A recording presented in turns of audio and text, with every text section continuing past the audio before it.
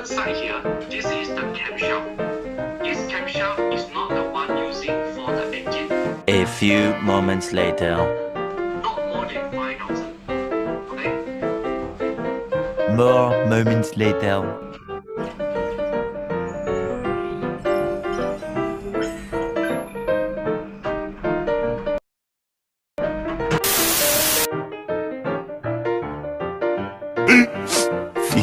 Minutes later.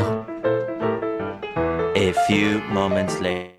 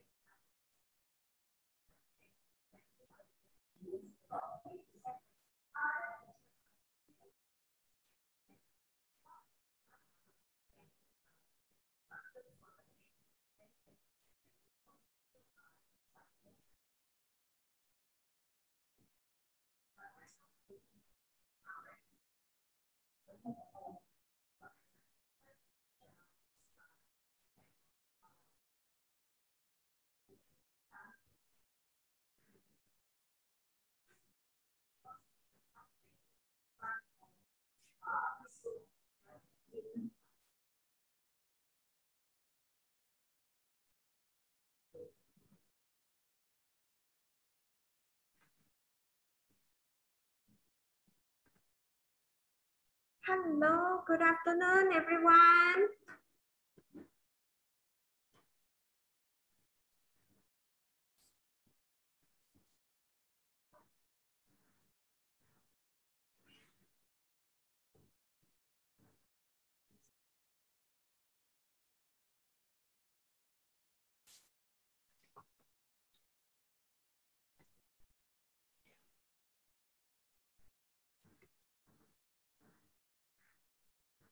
Yeah, good afternoon. Yes, taken your lunch already, students, teachers out there. Yes. A very good afternoon, and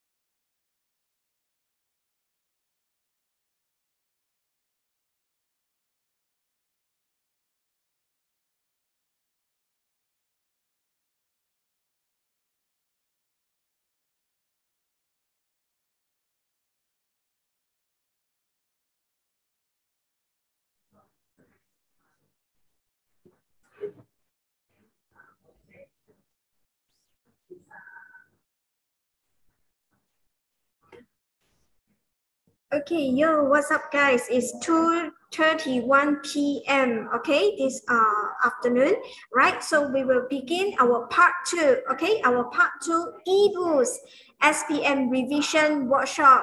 Okay, yeah. Without further ado, all right. I think our moderator and also our speaker, Cikgu Mohana, all the way from Ipoh. Okay, I forgot to introduce him yesterday. We are so happy, we are so honored, okay, that we can have these great teachers, okay, all the way from Ipoh to conduct, to be with us, okay, during this e-boost SPM Revision Workshop. Okay, so let me pass the floor to my lecturers, okay, Madam Harbinder. She will be our moderator of the day, okay. Hi, Madam. Hi, Lina. Can you hear me? Yes. Hello. Hi, can you hear me? Yes. Okay. Yes. Hi. Thank you, Lina. Okay. Hello, everybody, and welcome back to the second session of eBoost SPM Revision Workshop. Now, those of you who all attended yesterday, I hope you reflected on all the guidelines and the tips that were shared with you all. So today we are up for the part two of the workshop. And for those of you who did not join us yesterday, let me introduce myself. Well, my name is Harbinder Kaur and I'm an English language lecturer in RIAMTEC. And like I said yesterday, being in the field, I fully understand how important, how impactful, and how meaningful this workshop is going to be for you guys. And before we start the workshop, most of you should be familiar with the speaker of the day, as we had a very interactive session yesterday. But today, for those of you who are just joining us today, I'll introduce the speaker of the day right now. So joining us today, Lina, can we have the slides, please? Lina, can I have the slides, please? So we have Mr. Mohana Ram with us today again. He's an English language master teacher, currently teaching in Methodist Girls Secondary School in Ipoh, Malaysia. He's highly qualified, holding a postgraduate degree from the University of Nottingham and is currently pursuing his doctoral studies at University Utara, Malaysia. He also has a very impressive history of holding conferences, workshops, and educational projects worldwide in USA, Singapore, India, Indonesia, and Thailand. And of course, again, I'm very proud to share again with all of you that he's been awarded the Global Teacher Award in New Delhi, India in 2019. His most recent activities, they're related to project-based learning and the use of online platforms to develop writing skills among secondary students. So Mr. Mohana Ram, a very, very warm welcome to you once again. And I'm sure all our students are really waiting to enjoy another interactive session with you once again. And a reminder to the students, at the end of the workshop, we'll have a question answer session. So please feel free to post your questions in the chat box, and that will be handled by our expert at the end of the workshop. And just like yesterday, I encourage more students to engage, more students to interact and make the most of the session today. Over to you, Mr. Mohana Ram. Enjoy your session. Thank you. Very good afternoon to Ms. Lina, Ms. Harbinder, teachers and students. Welcome to yet another session with me. So for today, before I begin, let me share my screen here.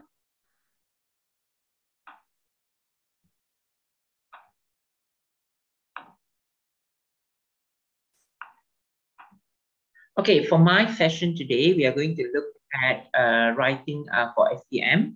Okay, yesterday we explored the reading paper, okay, paper 1, okay, and some skills on reading skills and so on. So for today, we are going to look at writing skills. Okay, we are going to look at writing skills. Now, before I get started, just give me a second, yeah? I forgot to open one more slide. Okay.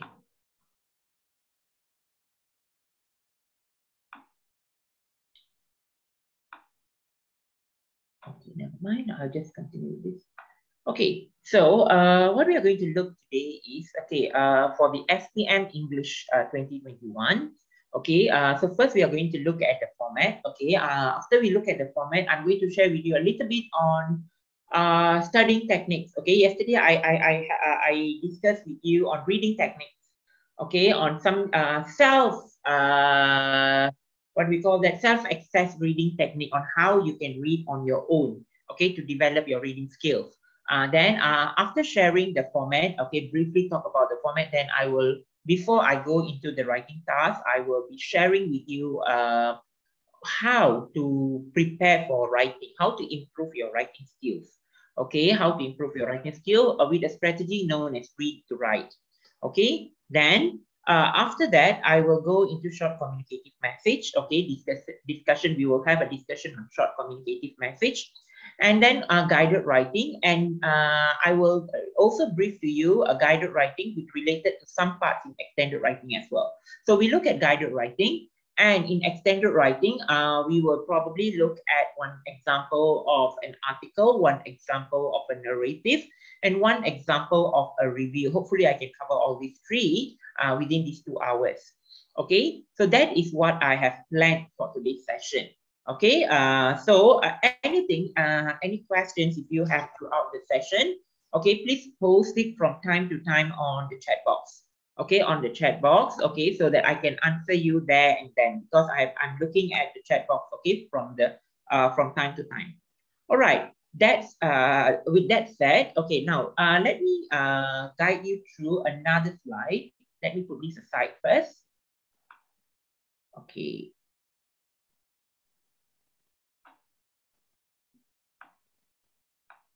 Just give me a second.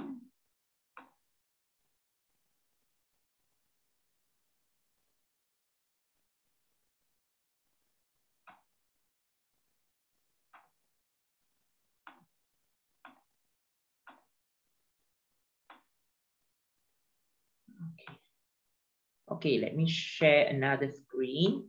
Okay, now before I get started, I'm going to share with you on how to prepare for essay writing.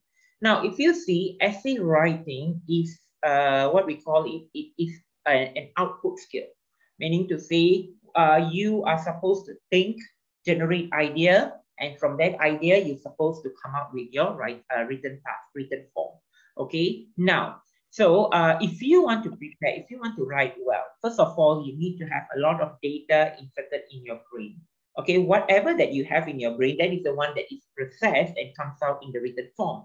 So to do that, you need to store your database, your brain here, your database with a lot of information.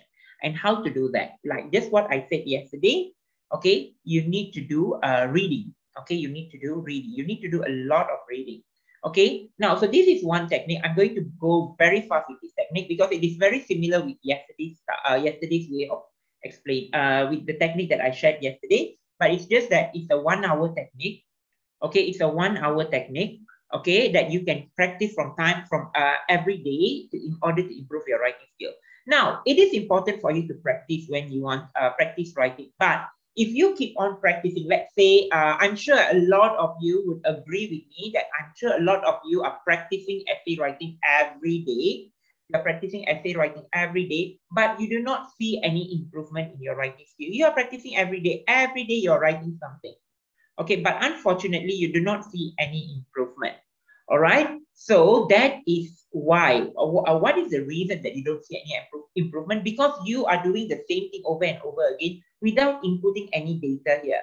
So before you do the practicing part, the practicing writing, practicing is good. I didn't say it's bad. Practicing is good. Before you do the practicing part, you first need to input your data, as much of information here. For that, you need to read. Okay, so this technique is reading to write, how you should read more to write. And as I said yesterday, you may not have time to read storybooks or you know, the leisure reading activities. You won't have time to do it now. because you only have very minimal time for your SPM, and you have like 9 to 10 subjects to prepare. And some of you, I'm sure you're preparing for 12 or 13 subjects.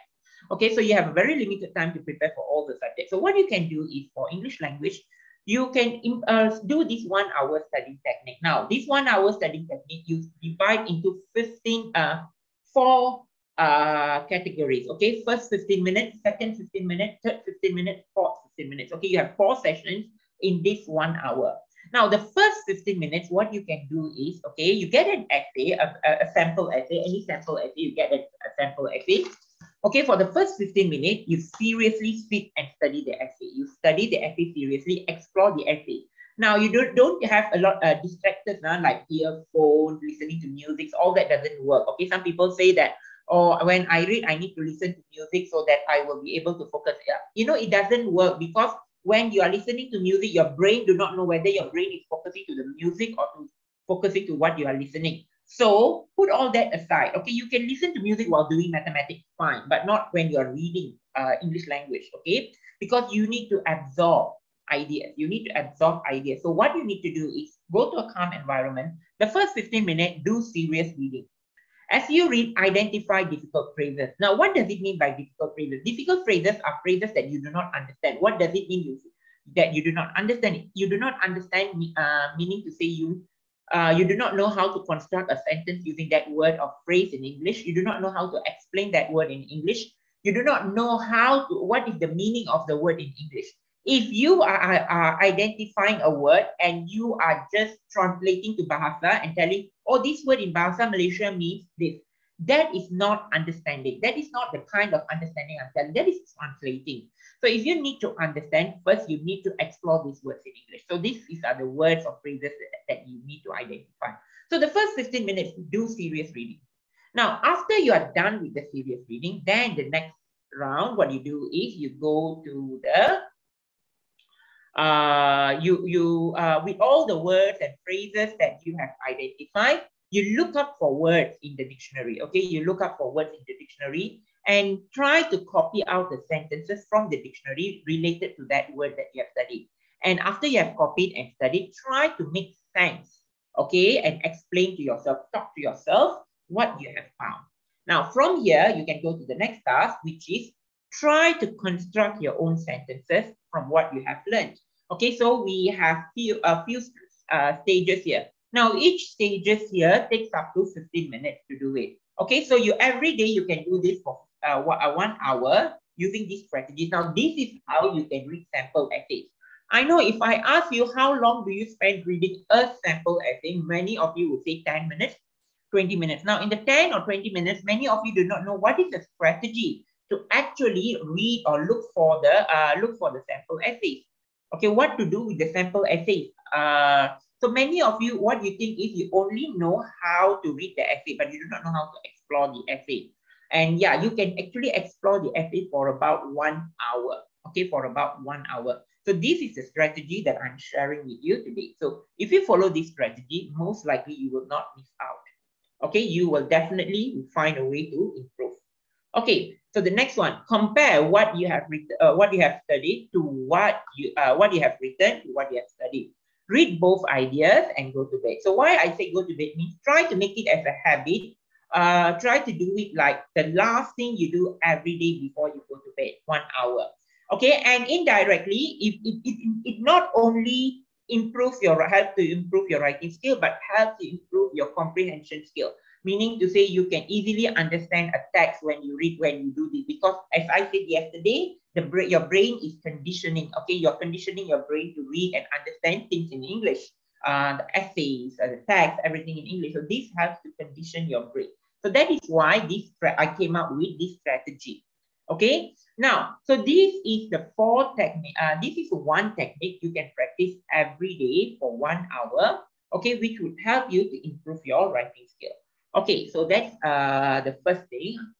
Okay, that's the first thing. Now, I'm going to share with you, continue with the SPM writing task.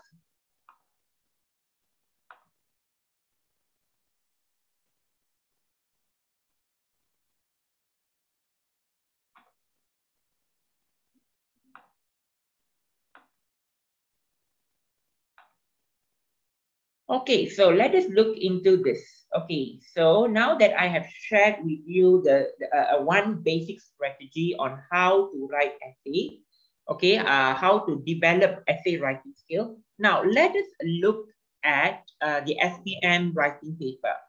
Now the SPM writing paper has three parts. Okay, you have part one, which is the short communicative message. Part two, you have guided writing, and part three, you have extended writing. Now, all these three parts, each part you get 20 marks. Okay, part one, 20 marks, part two, 20 marks, part three, 20 marks. And the way all these essays are marked uses the same scoring component, where you get 5 marks for the content, 5 marks for the communicative achievement, 5 marks for organization, and 5 marks for the language, altogether 20. All right.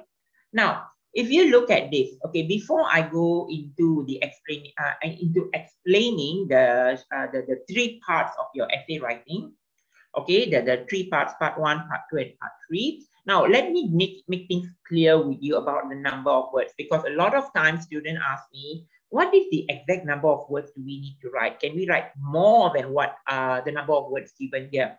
Now, let me make things clear here. Your essay is, the focus on your writing is not on the length of your essay, but the quality of your essay. Okay, so focus on the quality. The length, make it as at an appropriate length. What does it mean by appropriate length? Okay, look at part one. Part one says short communicative message. Okay, the title of this task itself says short communicative message, meaning to say the message should be written short. Okay, and it is in about 80 words. Now, if you want to write more than 80 words, no problem, but you do not write a short communicative message up to 200 words. That is no longer a short communicative message. A short communicative message is between 80 words to 80 to 100 words. That's it. You do not write more than that, right? That's it, 80 to 100 words. That's it. Okay, do not go more than that. That is short communicative message. Furthermore, why am I advising you not to write too lengthy essays? The reason is you have 1 hour, 30 minutes. Okay, in that 1 hour, 30 minutes, you have 3 parts to cover. Okay, so my suggestion here is, please take note. Part one, you should take approximately 15 to 20 minutes. Okay, 15 to 20 minutes. Let's say 15 minutes for short communicative message.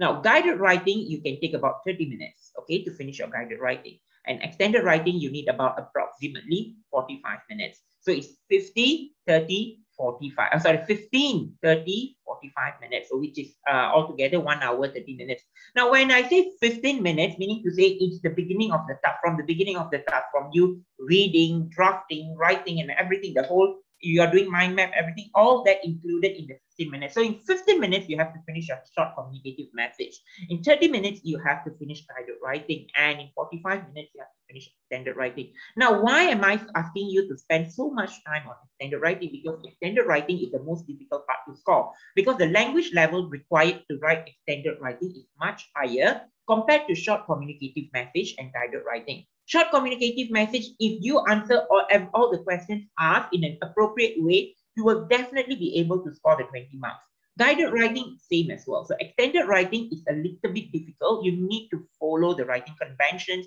the writing style that is appropriate for the question that you choose. Okay, now for example, short communicative message, there's only one mandatory question. Same goes to guided writing, one mandatory question. Now for extended writing, you will have 3 questions, okay, which will be picked from 4 formats, okay, which are report, review, article, and story. Okay, I repeat, report, review, article, and story. 3 questions will be taken from these 4 genres. Okay, 3 questions will be taken from these 4 genres, and out of these 3 questions, you have to pick one to answer. Right? So you see, they have so meaning to say that the 3 different questions will be 3 different genres. Meaning to say writing, article, and review. Okay, writing, story, article, writing, story, article, and review. Now, story, article, and review, they are 3 different ways. There are 3 different ways of writing. Same goes to report, review, and story. There are 3 different ways of writing these 3 genres of essay, which you need to understand in order to get a good mark for your extended writing. Right? Now, let me go to first, okay, and If you see in my session, I'm not going to explain to you what is content, what is communicative achievement and organization and language and all these things. What I will do is I will when I explain to you the FA, that's when I will explain to you where you would get marked for organization, where you would get marked for language, content, and communicative achievement. Okay, keep that in mind. Yeah? And please remember these marks, like 5 marks for content, 5 marks for communication, communicative achievement, and organization and language, they are not separate marks, they are all linked to one another. If you get your content all right, then you would get most likely you will get a high score for communicative achievement, organization, as well as your language. Keep that in mind. Okay, your content is linked to everything. Okay, same goes, your organization of your FA is also linked to communicative achievement, content, and also the language. It is all linked to one another. It is not it is not separate entities. Yeah, they are not separate entities. They are all linked to one another, which we will explore after this. Now, let us first look at one example of short communicative message. Okay, now let us look at this question. Hello, my science teacher is retiring soon, and my class and I wish to give him a farewell party. Where should we do it? Who should we invite? And what can we give him as a gift? I'll be waiting for your reply. Bye. Now, this is a message from your friend. Let's say your friend has invited you to actually, not invite you, is actually asking you for opinion. 3 opinion here. Now, when you reply, okay, what are the questions that you need to answer here? What are the questions that you need to answer here? There are, how many questions are there, first of all, that you need to answer? How many questions are there? Okay, and those who are watching from YouTube, you may also answer on YouTube, because I'm also having, I'm also looking at YouTube on another device, yeah? So you can also reply from YouTube so that I can also see YouTube, yeah? Okay, yes, thank you. All the same names yesterday, yeah? I'm looking at the same names yesterday. Okay, yeah, there are 3, okay? Now, let us see what are the 3 questions here. Okay, the 3 questions that we are looking here are, yes, thank you, Sean, where to do it? Okay, we are looking at where should we do it? Who should we invite? And what can we give him as a gift? Now, these are the 3 most important questions that you need to answer. Okay, these are the 3 most important questions that you need to answer in your reply. Okay, but remember, when you are answering your question, you don't just say, hello, you should do the farewell party at school. You can invite teachers and students. You can buy him a pair of shoes as a gift. You're answering these 3 questions. You have given all the content, but you will not get high mark because your communicative achievement is not there. You don't have any organization. You are just giving answer in 3 sentences. Okay. So that is when you need to elaborate. Okay. Now let me explain to you how you can do elaboration. Okay. Now let us first. Now you have identified the 3 questions. Okay. You have identified all the 3 questions. Let me just make the screen bigger so that I can scribble a little. Okay. Okay, so if you see, these are the 3 questions that you're looking at. Okay, where should we do it? Who should we invite? And what can we give him as a gift? Now, let's say you have already got the answers. Where should we do it? School canteen. Okay, who should we invite? Senior students, classmates, and other teachers. Okay, I put in the idea here. What gift can we give him? Okay, for example, a pair of binoculars. Now, together with your answer, you can always extend with an explanation For example, where should we do it? You are suggesting school canteen. So when you suggest school canteen, you can extend your idea by giving reason why. Okay, you can say we can do it. You should do it at the school canteen because this will help you to save money to buy him a nice gift. Good. That is how you should write. Elaborate, giving the suggestion to do it in the school canteen. At the same time, extending your idea by giving the reason. Now, who should we invite? Also, you can give reason again. Why? who should we invite? We should invite our classmates. You should invite all your classmates and other teachers. Besides, you can also invite the senior student who learned from him. He will be delighted to see senior students who learned from him in the past, who attend his retirement event, okay, for example, right? So who should we invite? You can put these details, extra detail, why you want to invite these people, why you are suggesting that they should invite this group of people. The next one, what can we give him as a gift? Okay, so if you say, why don't you give him a pair of binoculars? I remember that you talking about him once, saying that he loves traveling. So a pair of binoculars would be helpful for him. You see, adding extra details. Now, your extra detail may not need to be very long. Okay, for example, just like this. Okay, let us look at this the structure, and we will look at how this communicative messages can be written. Now, what you can do here is like this. Okay, you can always start, not can, must. You must always start with salutation. Hi, Nina. Okay. Now you see here in this question or in this task, your friend who sent you this short communicative message did not say hello or how are you. Okay, so you need not necessarily start with hello, how are you, but if you want to, you can start. Okay, and keep in mind, if the short communicative message starts with hi, Lina, how are you? Okay, if it says, hi, Lina, how are you? Then you need to reply in your answer with a reply stating that you are fine, because that is one of the questions that you need to answer. Keep that in your mind, yeah?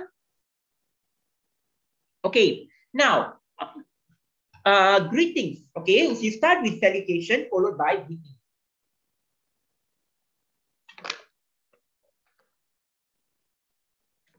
Okay, you start with salutation followed by greetings. Now, greetings, always you can do, there are different ways to greet your friend. One is, I hope this email finds you well. How are you doing? Glad to hear from you. I'm good here. How about you? I'm happy that you're doing something to appreciate your teacher. Now, these are some ways for you to get started with your email with greetings. But now, if you think, okay, you're going to start your greetings with, I hope you are in the pink, for example. Okay, if you're going to say with, I hope you are in the pink, now you won't be getting any merit score for that. Okay, you won't be getting any merit score for that because that is not a merit word anymore. Everybody will be using that phrase.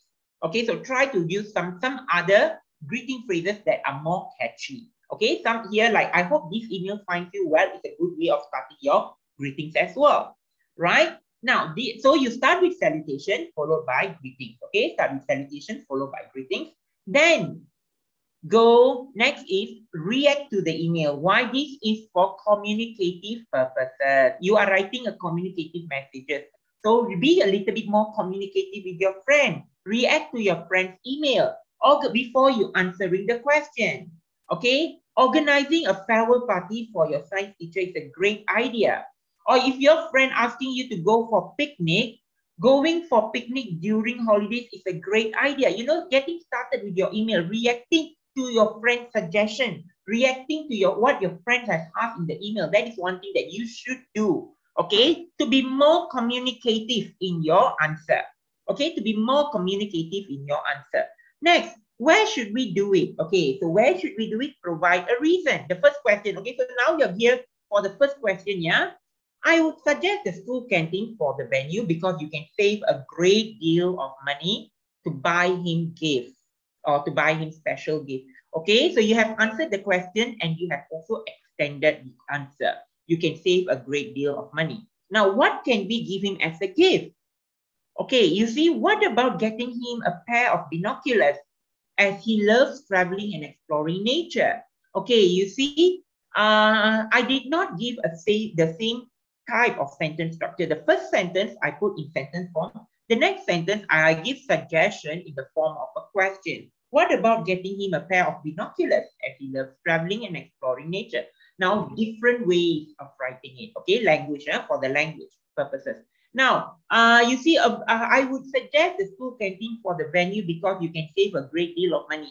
Okay, saving a great deal of money is a phrase in your full blast textbook. So I would suggest go and explore the full blast textbook once again, and your English download textbook. Go and look for all this B1, B2 vocabulary to be used in your essay.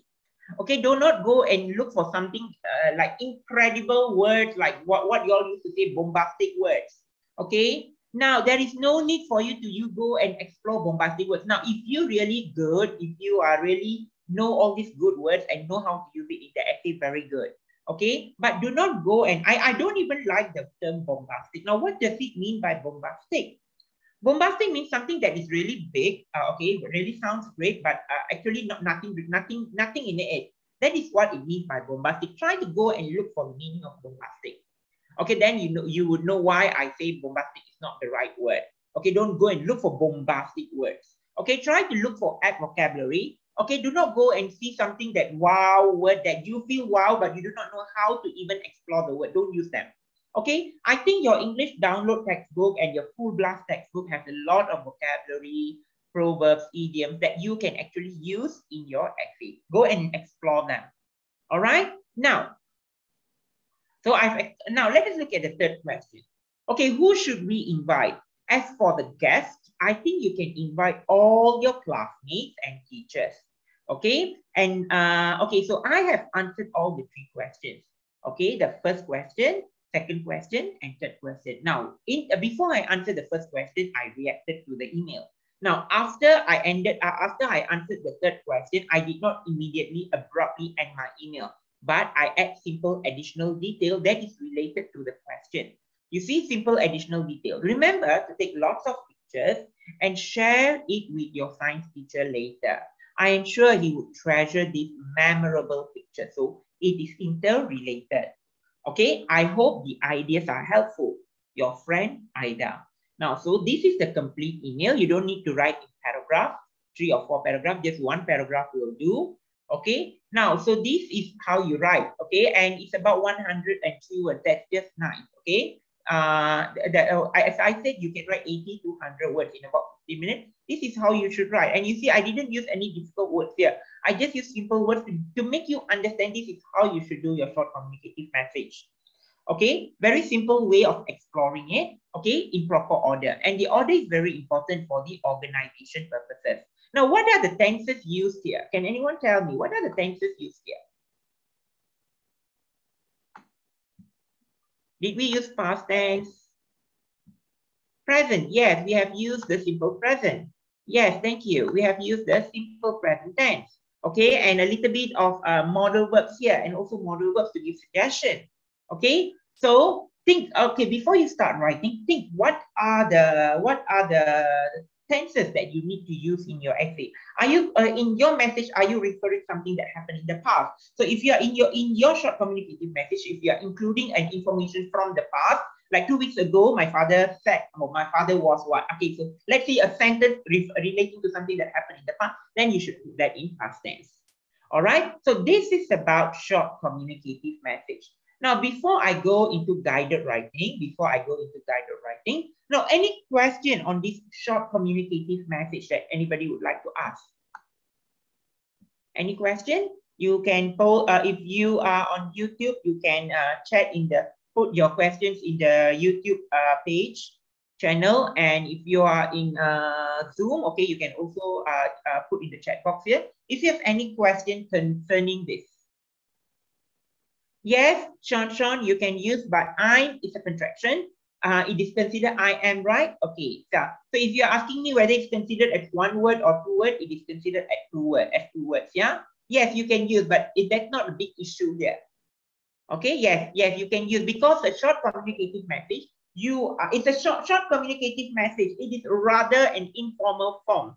Okay, it is a rather informal form. Okay, so when you're writing in an informal or semi-formal form, so you can actually use this. I'm well. Okay, now any other questions?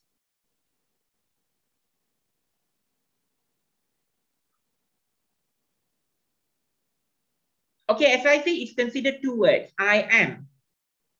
Even if you shorten it, it is still I am.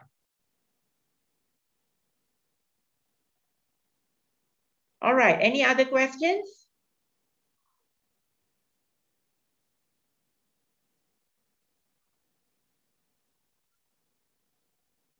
All right, so I think there's no questions. But yes, you cannot use informal. Yes, you cannot use informal letter because formal letter is formal. Okay, a short communicative message is something rather informal. Right? Okay. All right, now let us look at the next one. Okay, we are looking at guided writing. Now, tips for guided writing. Now, I'm not going to go through these tips one by one, but I'm going to go into, I will explain all these tips as we go along the way, okay? Now, when you are writing a short communicative message, let me make it smaller, okay? When you're writing a short communicative message, okay, always remember, now we are looking at guided writing, sorry. Okay, so when you're looking at guided writing, okay, guided writing, first is, I'm going to look at the, show you the organization of the essay. Now, when you're doing guided writing, remember your guided writing, you can put it in 4 paragraphs. Now, if that 3 questions, you can put it in 5 paragraphs as well, doesn't matter. Now, as I said earlier, guided writing, it takes about 125 to 150 words. Ideally, you can write it in 4 paragraphs, no problem. Okay, so your 4 paragraph, you must have your introduction. Okay, you must have your body paragraph 1, and then you must have your body paragraph 2, and then you need to have your conclusion. Okay, so it comes into 4 paragraphs. Now, in the introduction part, you need to introduce the topic. Okay, what you are going to write in the entire essay, you need to explain in the introduction part. Then followed by the body paragraph, where the main body, okay, and the body paragraph of the essay should consist 2 or more paragraphs supporting your view. Now, if body paragraph 1 and body paragraph 2, each paragraph you can put 1 point and elaborate, 1 point and elaborate, okay? Then finally, conclusion. What do you write in conclusion?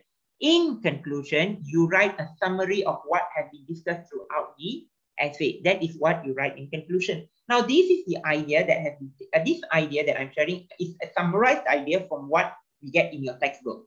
Okay, I'm taking and putting it in a simpler way from your textbook. If you see in your textbook itself, every essay that you write in your textbook, there's one small box there suggesting you how many paragraphs in each paragraph, what you need to put, right? So exactly the same idea I am sharing here. Now, a few things for you to consider here. Okay, a few things for you to consider here. Now, before we look into the essay writing skill, actually, now some things, cohesive devices. Okay, cohesive devices is one of the important elements in writing. Okay, especially when you're doing discursive essay. What is a discursive essay? When you're doing a report, when you're doing writing article, when you are doing like guided writing, okay, giving opinion, giving opinion on something, talking about advantages and disadvantages, the benefits of something, all these like factual kind of essays. Okay, you need to have cohesive devices to indicate what are your points, what are your examples, are you giving extra details, are you giving a contrasting idea? All these indicators you can only give through cohesive devices. Okay, now so here are an example of list of cohesive devices. Okay, so if you see when you introduce a point, okay, you look at some examples that I've shared here. One major advantage or disadvantage, a further advantage, or one point of view in favor of. Okay, now when you're listing ideas, firstly, secondly, in the first place, or first of all, okay, all these others, some examples here. Then provide examples. When you provide examples, to name a few. Okay, now when you're giving example, don't give the same phrase. For in second paragraph, you say for example. Then you go to third paragraph, also you use for example. Then the next paragraph, also you use example. Don't do that. Try to use different, what we call that, different ways, different forms of ways of giving example. You can say to name a few, for example, for instance, each paragraph. Do not repeat the cohesive devices. If you have used once in the paragraph, do not repeat the same cohesive device. Again, try to look for an alternative. Okay, like here you see I've given 4 examples to say, for example, you can say to name a few, for instance, such as, and namely. So when you use like this, you can also alter your sentence so that you have a variety of ways of writing or explaining things. Now, when you are adding more points, okay, you see, moreover, furthermore, what is more, besides, in addition, not to mention, apart of this, or sorry, apart from this. Okay, now if you see, these are not cohesive devices used to introduce new ideas. Students always get a wrong idea on these cohesive devices that I'm showing here. Moreover, furthermore, these cohesive devices are used to give extra details on the same topic that you are discussing. Okay, it is not used to introduce a new idea. Keep that in mind. All right, next. Contrasting ideas. Okay, what is contrasting idea? Okay, when you're giving contrasting detail, for example, if you are telling, okay, Mohana Ram is very handsome. On the other hand, he is very naughty. So you see, I'm giving a contrasting detail. Okay, Amina is a beautiful girl. However, she has a very bad attitude. You see, the however is an indicator that I'm going to give her a contrasting detail about her after saying something good about her. So it's not only however, but there are so many different types of ways of writing these contrasting details. However, on the other hand, on the contrary, okay, nevertheless, nonetheless, okay, in spite of, okay, you see, these are different ways of putting it. Now, to conclude, when do you conclude, okay? Do not use as a conclusion, okay? Do not say as a conclusion. You always say in conclusion or to conclude. Or you can say to sum up, on the whole, in conclusion, okay? In a nutshell, taking everything into account. Now, you have like 4 to 5 months before your SPM. Okay, so you can actually look at these different ways of writing conclusion. And every time you write, you can try a different way of writing. Okay, that is when you learn. Okay, that is when you learn. Okay, it's your writing skill that I'm teaching here today is not only for your SPM, you know, it is also for you to improve your writing skill on the whole. Meaning to say, you can use all the techniques that I'm sharing here. Let's say when after completing your SPM, you want to apply to a university overseas. You need to write a statement of purpose. So you need to write an essay in English. So these are the skills that you can use to write a statement of purpose. Now, this writing skill is going to come to you along the way. Okay, throughout your journey as a student, and when you go into the working world, you are going to probably you need to write proposals, essays, or all this writing stuff in English. So this is when all these writing skills come into practice. So that is why I'm sharing these things. Okay, not only helping you to do well in your SPM writing, but also for you to write well in general. Okay, now that we have explored the cohesive devices, let us look at a few examples of cohesive devices, how we use linkers here. Okay, now if you see here, being exposed being exposed time and again to products which one cannot afford causes frustration and dissatisfaction. Moreover, so when I use moreover here, I am actually giving what is moreover. You see here, add more points. So when I say moreover, not all parents are in a position to afford the products which their children see on television. Okay, so this is an example of adding extra detail. Now let us see despite. Where does despite belongs to? Okay, despite belongs to the contrasting detail. Okay, let us see how we put here. Living in the village can be more beneficial than living in the city. Despite having the difficulty to get things that are easily available in the city. So you see the despite idea here, going back to the a contrasting detail here. Now, not only can dogs prove to be good companion, but they also teach children to be responsible from a young age. Okay, so these are examples of the usage of linkers. Okay, now, so so I have shared with you about linkers now. We are going to go more into writing now. Okay, we are going to go more into writing. So what we are going to look next is, we are going to look at the idea of explaining a thesis statement. Okay, the idea of explaining a thesis statement. Now, a thesis statement and topic sentence in writing essay is very important. Okay, now what is a thesis statement? Okay, what is a thesis statement? So if you see actually I forgot to remove I supposed to add a detail, what do you call that?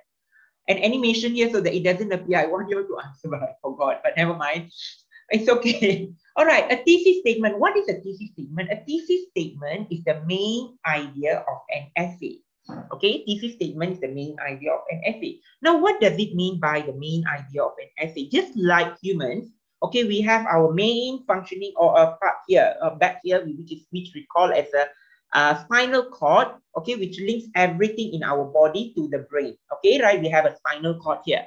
Okay, those who are learning biology or you have learned in science, you know what the function of spinal cord. Okay, it links everything. So this thesis statement is just like a spinal cord, the most important part of the essay. Meaning to say you are telling. Okay, I will get back to you on the report. Yeah, I will get back to you on the report later. Okay, so let us see what I was talking. Okay, so just like the spinal cord, the thesis statement is the thesis statement is the main idea of the essay, and the thesis statement should be located in the first paragraph of the essay. Okay, the first paragraph of the essay. For example, okay, now you look at this. A career as a lawyer is one of the most sought after professions, and there are indeed many rewards if you pursue one. But working as an attorney has some drawbacks as well. Okay, but working as an attorney has some drawbacks as well. Now, if you see when you put this in the first paragraph,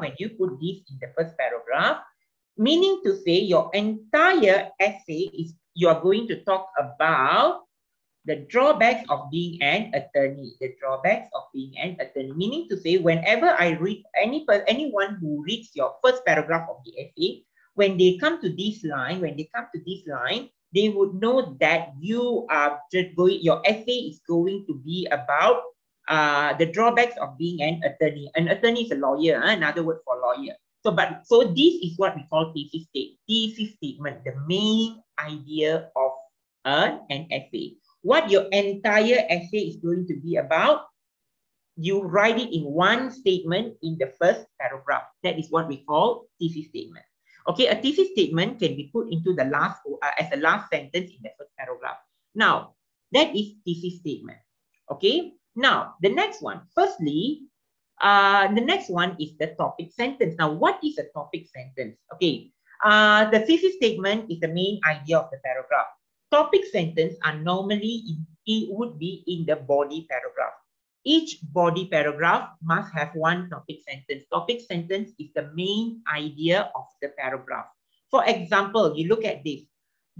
Firstly, lawyers have to study all their lives to keep themselves updated on the cases and laws. Okay, so based on the thesis statement, you build your topic sentence for paragraph 1 and paragraph 2, the main idea of the paragraph. And throughout the paragraph, you elaborate. Okay, throughout the paragraph, you elaborate. Okay, you see, I have elaborate. They have to spend most of their time researching and studying to keep themselves updated on the cases that they are involved in so that they can put forth sound arguments. Okay, so this is what we call as topics, supporting details. Okay, supporting details. Okay, supporting details. So your supporting details, you can construct supporting details based on the WH questions: what, when, where, why, and H, how. Okay, so this is how you construct your thesis statement, topic sentence, and supporting detail. Now, this one I have also explored yesterday when we do reading, isn't it? When we did reading, I have already talked to you a little bit on topic sentence and thesis statement, the main idea of the paragraph and the main idea of the essay.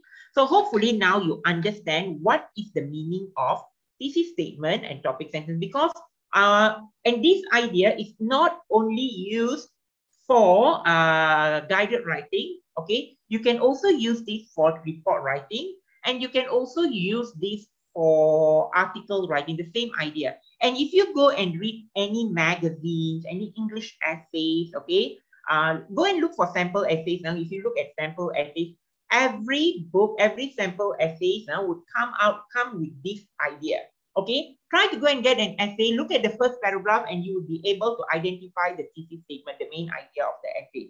And then every subsequent paragraph that comes after the first paragraph, you could actually find the topic sentence and how the ideas are elaborated. Okay, now when writing a topic sentence, it should help you to identify the main idea and the main point in the paragraph. The topic sentence should not be too general or too specific. And when considering the options, to look for a topic sentence that is general enough to show the paragraph's main idea instead of just one of its details.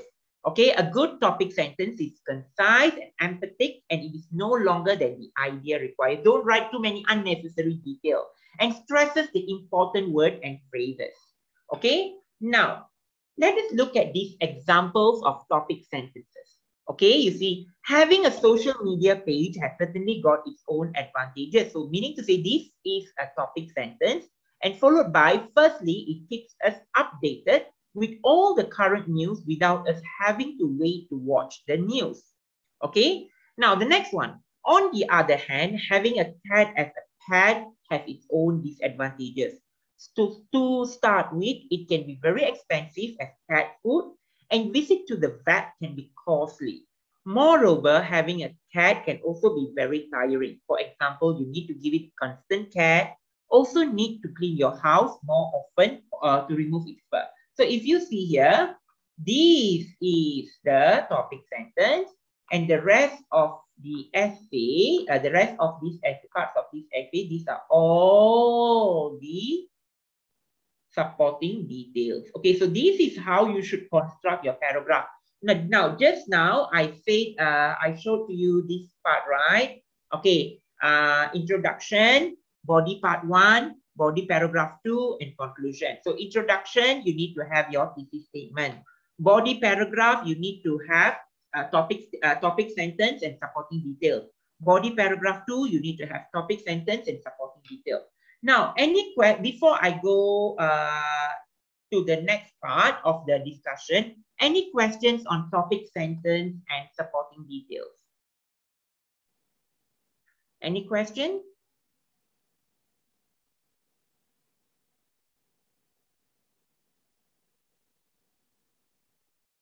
Okay.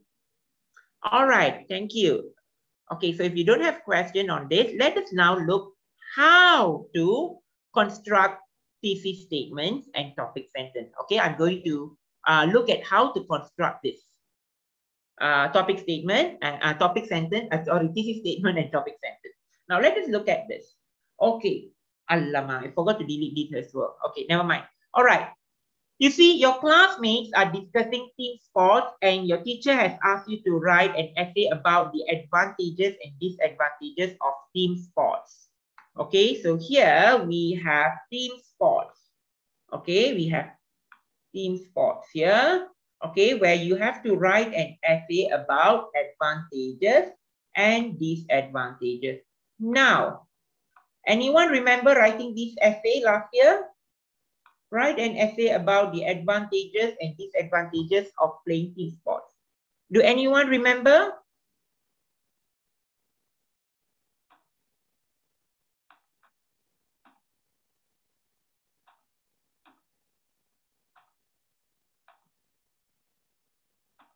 Okay, it doesn't matter if you don't remember. Okay, so it doesn't matter if you don't remember. Now, based on this question, now we are going to look at how to write an essay based on this question. Okay, write an essay about the advantages and disadvantages of playing team sport. Now, how to write an introduction if you have a question like this? Now, first of all, what you can do is pick the keyword. Okay, pick the keyword of the essay. Now, what is the keyword here? Team sport. Okay, so you can always start with a general statement or general explanation of what a team sport is, like what I have done here. That can be a very good way of writing introduction. A team sport involves a group of more than 2 people. You cannot play the sport alone, and both teams have to have equal number of players who play with the same objective. Now, introduction cannot be very long. Okay, introduction cannot be very long and cannot be very short in 1 or 2 sentences. Okay, so what I've shown here is an acceptable length. And this is guided writing, yeah? So it's like about 125 to 150 words only. Okay, so and another thing, do not start with when you're writing introduction, since I say explain what is the meaning of team sport means, doesn't mean you start with the definition of team sport is, okay, don't start like that. That is the most awful way to start your introduction. Okay, don't start it like that. And do not give examples of team sport. You know, that would be these are all the unnecessary details that students might add, okay, when I say start with the keyword. So when I say start with the keyword, explaining what is the meaning of this keyword in your own words, just put that, okay, what are the most relevant detail in a very simple and sweet way. Okay, like for example, for this essay, it talks about team sport. If it's about bullying, then you can put what is bullying, okay, the act of putting down somebody. So you explain that, and then you go into your topic sentence. Like just like how I have put here, if you see, okay, if you see, okay, a team sport involve all lama. Okay, next.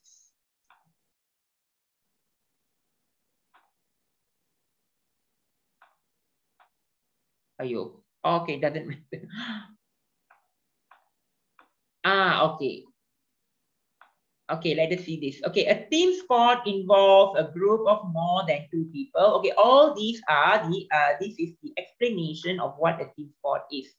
Now, after I've explained the team sport, then I put in the thesis statement. Okay, look at the thesis statement. Okay, though playing team sport may sound exciting, it has its own disadvantages. Okay, it has its own disadvantages. So this is the thesis statement. So when people look at my thesis statement, they would be able to identify what the content of my essay is going to be. So they would know, okay, this essay is going to be the advantages and disadvantages of the team sport. Now we are looking at the advantage, the introduction already. So I have explained to you how to write a general introduction and put together and work together on your thesis statement. Now, why am I putting it in such an idea? Because now, earlier I have told you that your essay, you have 5 marks for content, 5 marks for organization, communicative achievement, and language. Now, what I'm showing here is the organization of the idea, how to organize your idea. Now, when you organize your idea in your essay appropriately, starting with explanation and then thesis statement, and then go into the body paragraph, start with the topic sentence and elaboration, then topic sentence and elaboration and conclusion, that is where you organize your idea. And when you organize your idea like this, the examiner will be able to see the organization. Not only that, when you organize in such a way, your content will be seen clearly. Okay, the examiner will be able to see what your content is. Okay, then that is when you get your mark for content, because you organize it in such a way. Then communicative achievement. If it is easy for the examiner to understand how you put your idea, that is when you score for the communicative achievement. And how you can get this mark for communicative achievement, organize and content, through the way you organize your essay. That is why organization is important. When you organize your essay in a proper way, it helps you to get mark for content, it helps you to get mark for organization, and also it helps you to get mark for communicative achievement. Okay, so content, organization, communicative achievement. And of course, language is how you use the vocabulary, the tenses, your sentence structure. Okay, all those comes under language. All right, so that is the, okay, so this is the introductory part, okay, the introductory part for guided writing. Now, it's not only for guided writing, as I said earlier, the same concept can also be applied for, let's say if you're writing a report, your report needs to have an introduction, right? Introduction to the issue. So you can also use this concept, okay, the idea of thesis statement here, okay, in your report introduction. For article, yes. Okay, for article, yes. Okay, now for review, I will cover it later. Okay, although it's similar to this, but not exactly the same. Okay, and then you can also, for narrative, no, narrative is a different way of writing altogether. Narrative, it has its own genre. Okay, so for guided writing, you can use this. For report and article, we also can use this idea. Okay, now that we have covered the thesis statement, now I'm going to ask you a question now. What do you think the body, the topic sentence in the body paragraph should be? Okay, my question here. What do you think the first paragraph, okay, but we have done the introductory paragraph. Now, what should the body paragraph be? Can somebody say the body paragraph? What is the topic sentence for the body paragraph should be? The first body paragraph. Anybody? Hello?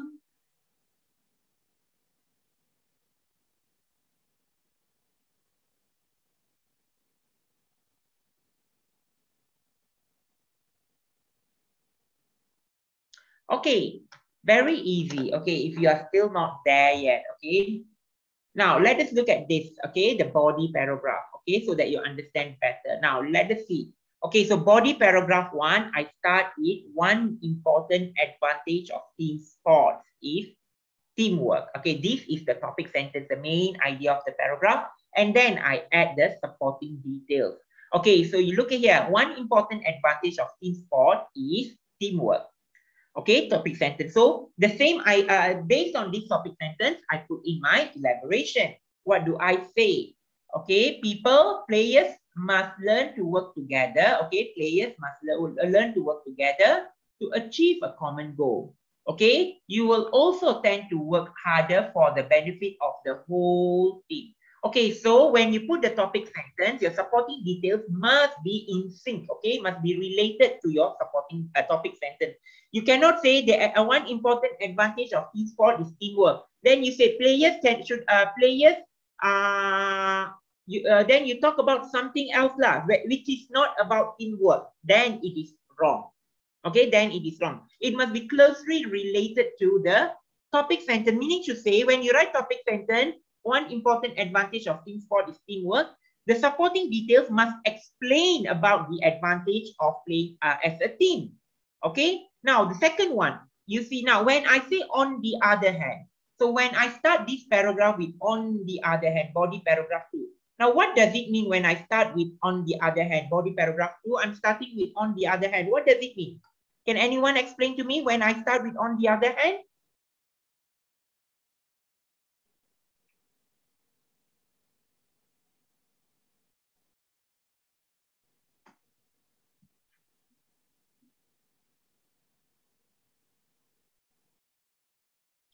Yes, thank you, Farah. Yes, contrasting detail, contrasting idea. So meaning to say I'm putting in contrasting details here.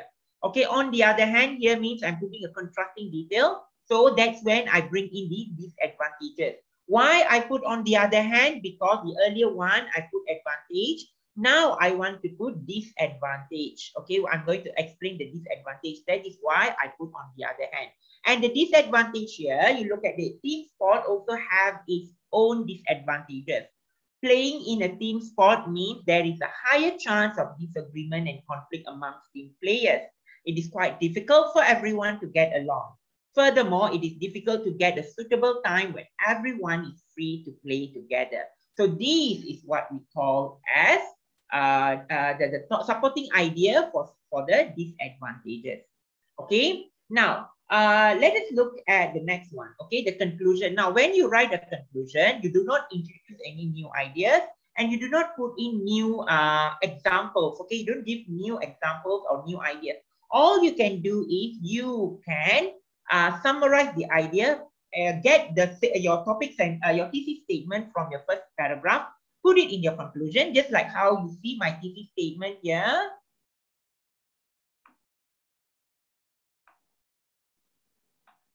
Sorry. Okay, you see my first paragraph here. Okay, you see my first paragraph here. My topic sentence, I say, has its own advantages and disadvantages, right? Okay, the same topic thesis statement, you bring it back to the conclusion. You bring it back to the conclusion.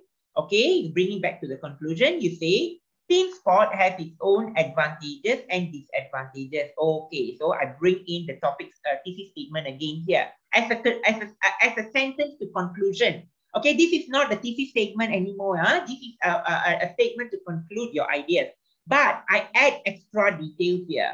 Okay, team sport has its own advantages and disadvantages. But okay, this is my opinion, adding in my opinion. But with a positive mindset, we could always overcome the disadvantages and develop our full potential with the advantages. Okay, with a positive mindset, we could always overcome the disadvantages and develop our full potential with advantages. So this is how you summarize your idea. So this is how you write your essay for guided writing. Okay, be it guided writing, be it article writing, or be it a report writing, you follow the same organization of the idea. Okay, you follow the same organization of the idea so that you understand the idea better. Okay, now, any question on this? Now, you understand or not? Everyone understand the topic sentence and thesis statement or not? All of you understand or not? Topic sentence and thesis statement? All right. Okay, good. Only Farah and Sean is responding. Okay, Giuliano said yes. Cecilia said yes. Come on, there's 75, 6 of you here. All right. Okay, Ifan, Adriana, thanks for responding. Okay, thank you so much. Okay, now, next thing we are going to look at, okay, I'm going to take you through extended writing. Okay, first we will look at an article writing, yeah? Okay, we'll look at article writing. Okay, look at this. Okay, look at this question. Okay, I'm going to use the same concept that we used earlier. Okay, but I'm going to explain to you how to construct your thesis statement and topic sentence based on this question here itself. Now, this is your extended question for extended writing, yeah? Article wanted, free tuition at school. Okay, you see there are 3 questions that you need to answer. What subject should be given the first priority? Okay, who should be allowed? Okay, who should be allowed to attend the free tuition classes? And how often and when should the free tuition classes be held? Write us an article answering these questions. The best article will be published in the school magazine. Okay, so here you have 3 questions to answer. Question 1, question 2, and question 3. Now, actually, these 3 questions can be made into your topic sentence. Okay, allow, attend free tuition class, and who should attend to. These 3 questions can be turned into your topic sentence. Now, first, let us look at your thesis statement. Okay, so this is the first paragraph of the essay. Every student deserves the best education. However, sometimes it is impossible due to their family background and individual issues. Therefore, I think that providing students with free tuition in school is a good idea. Okay, so this is your thesis statement, giving free tuition to school, at school. Okay, so your thesis statement here is the idea of free tuition at school. Okay, taking the title as your introduction. Okay, taking the title as your introduction. Okay, free tuition at school is a good idea. Okay, so meaning to say you are agreeing with that idea, but of course you have to agree with the idea because it says free tuition at school. Okay, what subject? Okay, so meaning to say you agree with it. You have to agree with the idea and elaborate further. But whatever way you write, you can always put it, the free tuition in school, as your thesis statement. Okay, now you have taken the main idea here, the main title, okay, as your thesis statement. Now, these 3 questions here, you can take them, put them in 1 paragraph each, meaning to say for extended writing, you can put in 5 paragraphs. Thesis statement, the first paragraph, you put free tuition at school. Second paragraph, you only talk about what subject should be given first priority. Third paragraph, you talk only about who should be allowed to attend the free tuition classes. And the next paragraph, how often and when should the free tuition classes be held? So all these 3 paragraphs, 3 points, 3 questions, you put as your 3 topic sentence in your 3 different paragraphs, like this. Okay, introduction done. Let us look at the first body paragraph.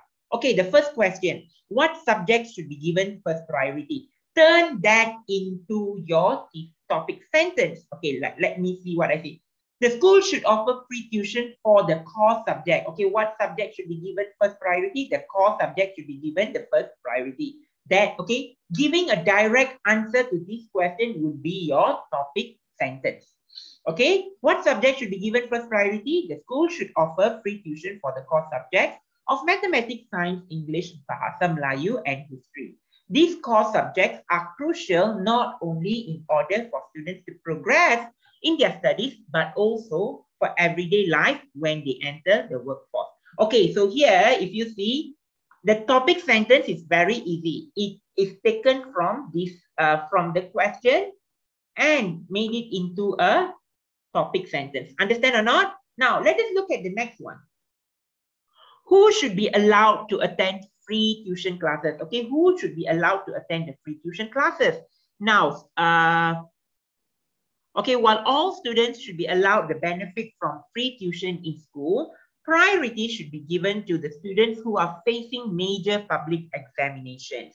Okay, so you can say students who are going to sit for public examination should be given priority for the free tuition classes. That is your topic sentence. Then you elaborate this idea. Some of these students may have financial difficulties and their families may not be able to afford to pay for any additional tuition. So they should get the first choice. If schools offer students free tuition for Bahasa Melayu and history, which are compulsory subjects, it helps to improve their chances of passing these subjects. Now, my question here. Now, for the third one, how often and when should free tuition classes be held? Now, give me your answer. Okay, give me the topic sentence for the third question. What is your topic sentence for the third question? Type your answers in the chat box. How often and when should the free tuition classes be held? Okay, please respond in the chat box. No need to write very long sentences. Just give me a very short, in a very short answer.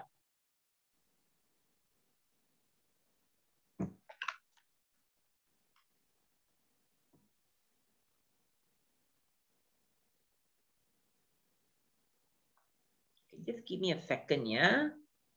Okay, while you think your answer, just give me a minute. I'll be back.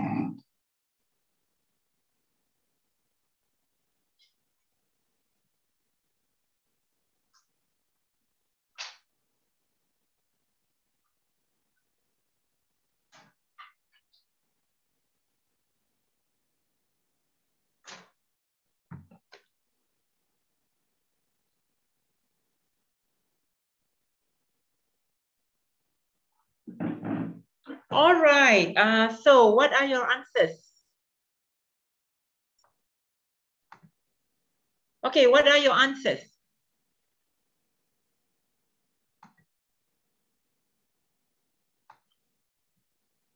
Everybody is shy to answer this. Write me a sentence. Come on. How often and when should free tuition classes be held? Very simple question. How often you want the tuition classes to be held? Every week, every day, once a week? Okay.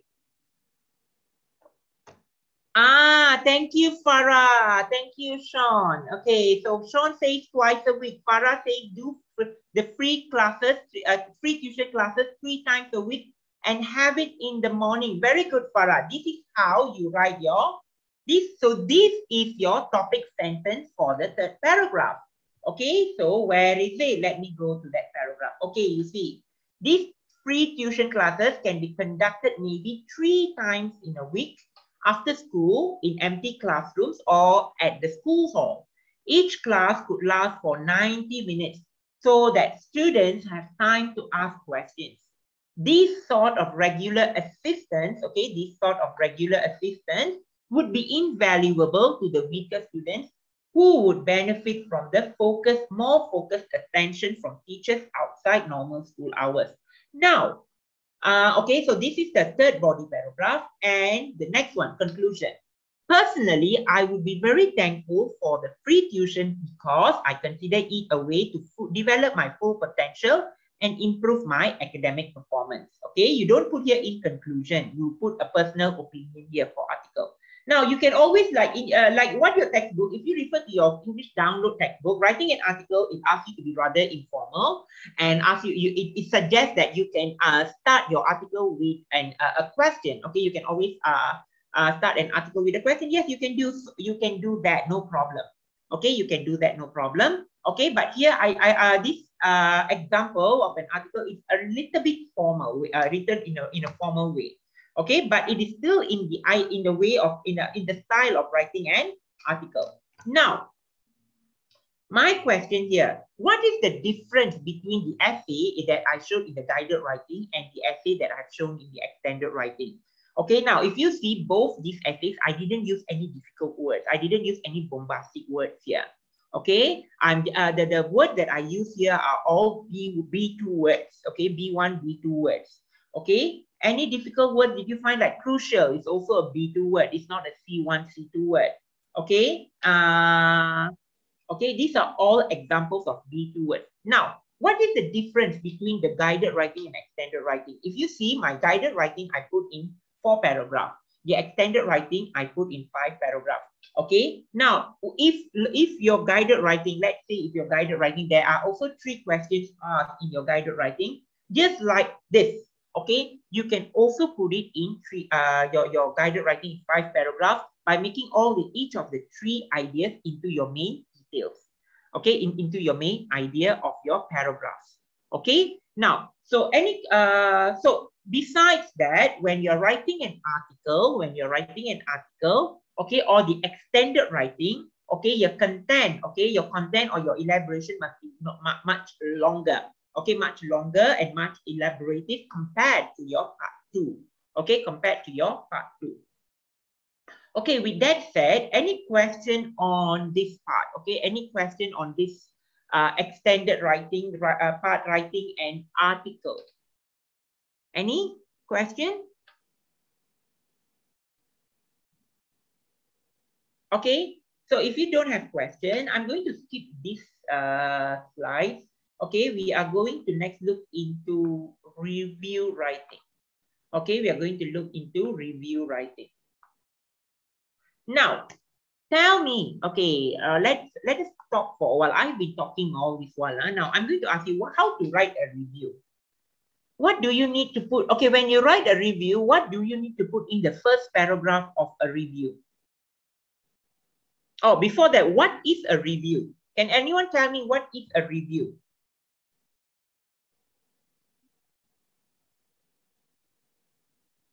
Yes, what is a review? Feedback about something, okay? Review is a summary of something, okay? Feedback about something, okay? Now, how do you start your review?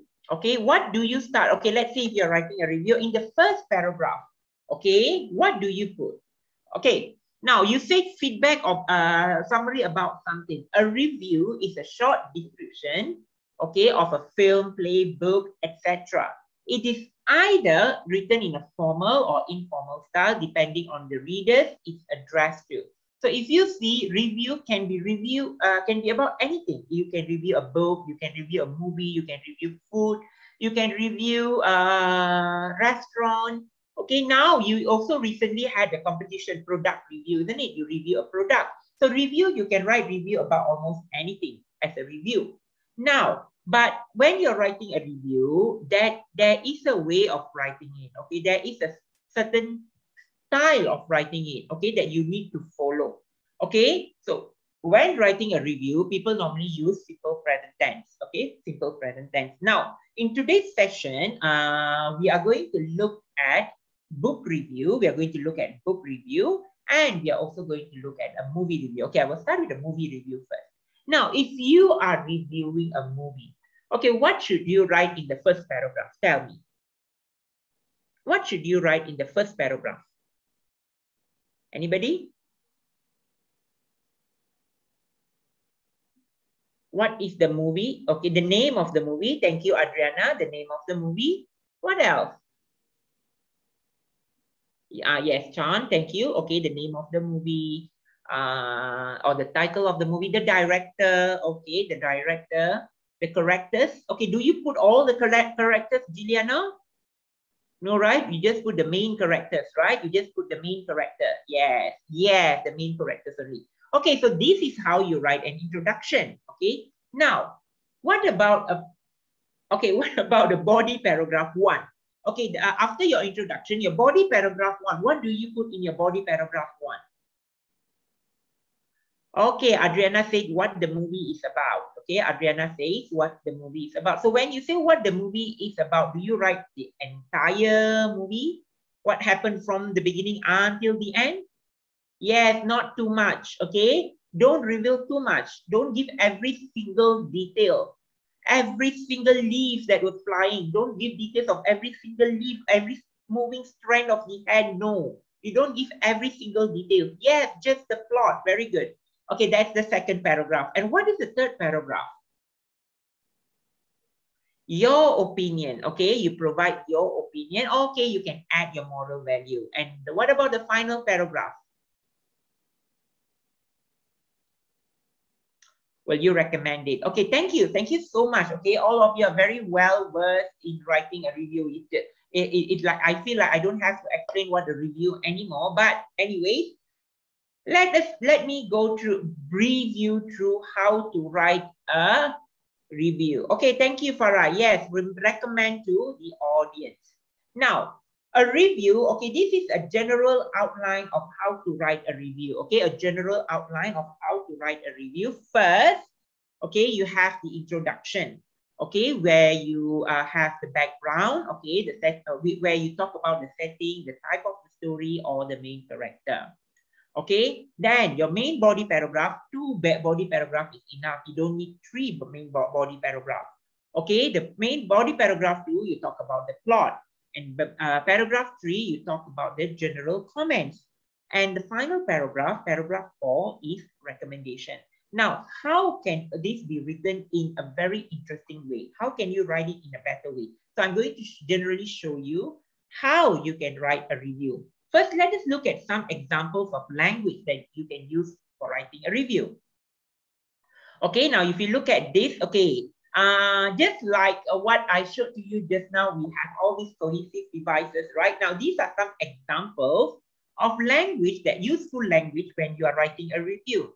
Okay, for example, the background, when you start describing the background of the story, whether be it a book or a movie. Okay, the main plot, what the plot focuses on, how the story begins.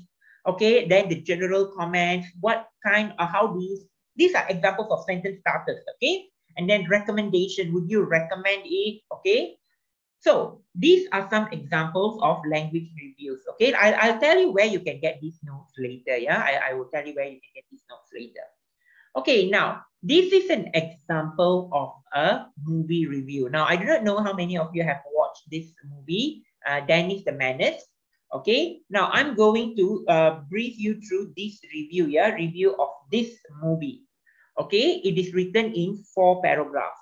Okay, now it is written in simple present tense. Remember your review, whether be it a book review, movie review, what they call that, restaurant review, food review, everything, put it in simple present tense. Reviews should be in simple present tense.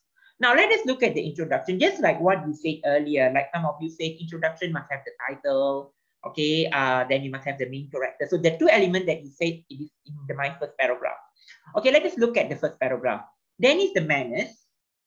Okay, all right, hopefully you can see it clearly. Okay, I want to draw something here. Okay, Dennis the Menace, okay, the title, okay, I put the title. Dennis the Menace is a comedy. Okay, this is the genre of the movie. Okay, genre of the movie. Dennis the Menace is a comedy set in quiet American neighborhood, background of the movie. So in the one sentence, I've given you the title, the genre, and the background of the movie. Then I go into the main character. Mason Gable plays the lead role of as Dennis, the 8-year-old mischief maker who manages to catch a thief. So this is a brief description of the role of the character that I've added here in my introduction. Then I include talk about another character, Walter Matthew. Now, do we need to put the 2 main characters in the first paragraph? You can, because these are the 2 main characters in the movie. Okay, but you don't put everybody in the first paragraph. Yeah, don't introduce everybody in the paragraph. Okay, this is not a title page or anything. Just I'm putting these 2 because these 2 people play the crucial role in that movie. Okay, the man. Okay, and a description about the man who lives next door. Okay, remember, yeah, when you're writing a review, be it a book or a movie, in your first paragraph, if it's a book, If it's a book, you have to introduce the title of the book and the name of the author in the first paragraph. So keep that in mind. Remember, in the first paragraph, you have to introduce the name of the author and the title of the book. If it's a movie, you have to write the title of the movie, okay, the background of the movie, the author, the director, the main characters. Okay, there are so many to write. Okay, you can choose. Like here, I didn't choose to write about the director here. Okay, I just choose to write about the title of the movie.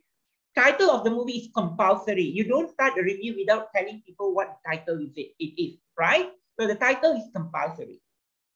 Now, let us look at the plot. Okay, let us look at the plot, the second paragraph. A thief steals gold coin from Mr. Wilson, and as he's running away,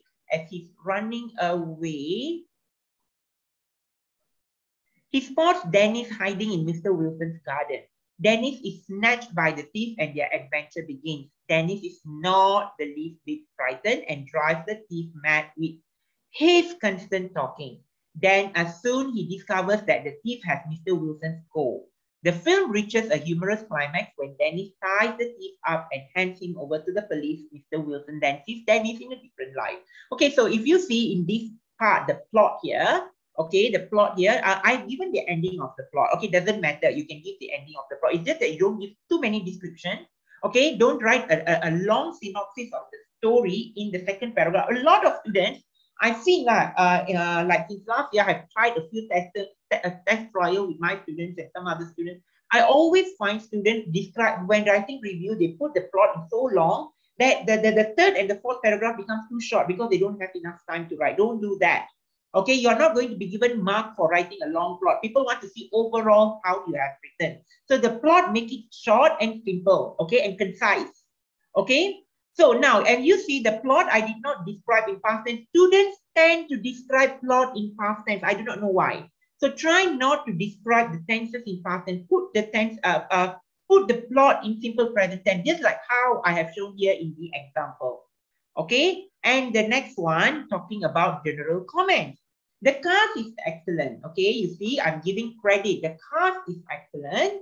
Okay, young Mason Gable surely has a bright acting career ahead him. The film is full of hilarious scenes as it successfully portrays children's natural curiosity. Okay, I put all the pluses. I didn't want to be negative in my comment. Okay, yes, Najib, did you put up your hand? If you have anything, just put in the chat box, Najib. Thank you.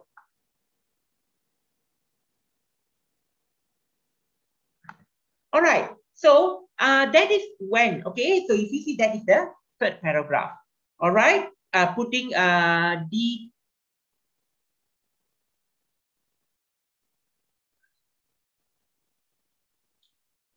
did I mute myself? I don't think so. I mute myself. Yes, Najib. Oh, okay. Can you please type your question, Najib? I think the host has muted everybody. So is it okay for you to type your question? All right. Hello guys, I think got something wrong again.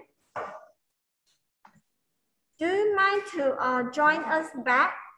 We would like to close this again, okay? And then we will join back.